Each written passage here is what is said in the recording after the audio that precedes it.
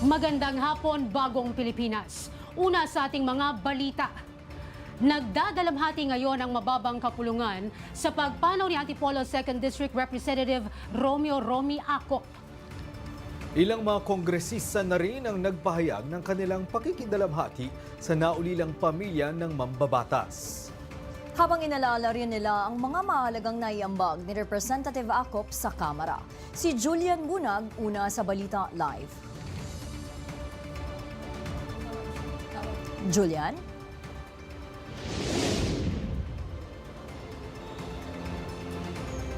Mga kasama, bago pa nga magsimula ang regular session ngayong araw dito sa Kamara, isang panalangin na ang inialay ng mga kongresista sa kanilang kasamahan na pumanaw na.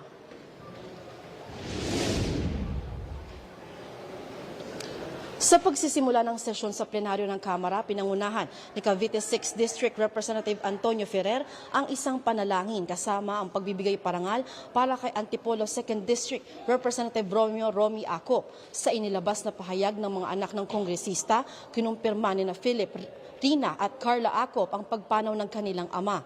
Bukod nga sa mga titulo nito bilang dating sundalo, pulis, abogado at kongresista, isaan niyang tapat na kaibigan, dedikadong ama at mapagmahal na lolo si Representative Acop.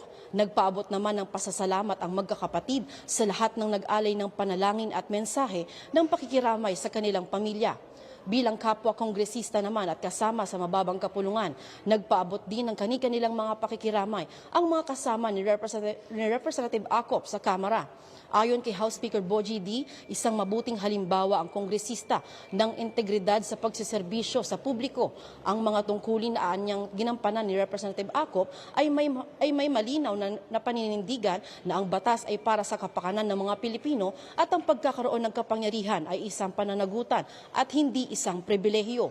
Malaking kawalan anya sa Kamara, sa bayan ng Antipolo at sa mga Pilipino ang pagkawala ng mambabatas.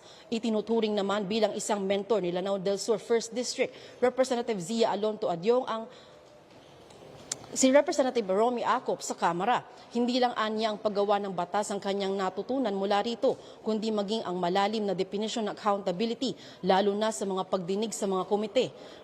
Pinong pamamaraan ng pagtatanong at kung papaano ang tama at kung kailan dapat magpatuloy at tumigil sa pagtatanong sa mga komite. Itinuring anya ni Representative Acop na ang katotohanan ay maihahayag hindi sa pamamagitan ng puwersa, kundi ng pagtatyaga, kalinawan at respeto sa proseso nito. Bilang isa naman sa mga co-chairperson ng Quad Committee ng 20th Congress, nagpaabot din ng pakikiramay si Bicol Saro Party List Representative Terry Ridon at anya ipagpapatuloy nila ang naging trabaho ni Representative Acop sa Kamara at pananagutin ang lahat ng sangkot na partido at ipagpapatuloy ang makabuluhang mga reforma sa pagpapatupad ng batas at mabuting pamamahala. Bilang dating leader ng Kamara naman at kinatawan ng unang distrito ng Leyte, nagpaabot din ng pakikiramay si Representative Ferdinand Martin Romualdez sa kasamahan sa Kamara. Si Representative Acop anya ay isang dedikadong public servant na isinabuhay ang disiplina, integridad at hindi matatawarang serbisyo para sa mga Pilipino. Si Acop anya ay isang matatag pero patas na kongresista at bagamat mahirap ang tanong nito, nananatili naman na palagi itong naaayon sa dangal at paggalang sa institusyon. Ang ganitong uri anya ng pamumuno ang nagpaunlad ng kredibilidad ng komite at ng mababang kapulungan. At bilang dating kongresista naman at kasamahan ni Representative Acop sa Kamara, nagpaabot din ng kanyang pakikiramay si former Surigao del Norte 2nd District Representative Robert Ace Barbers sa namayapang kongresista.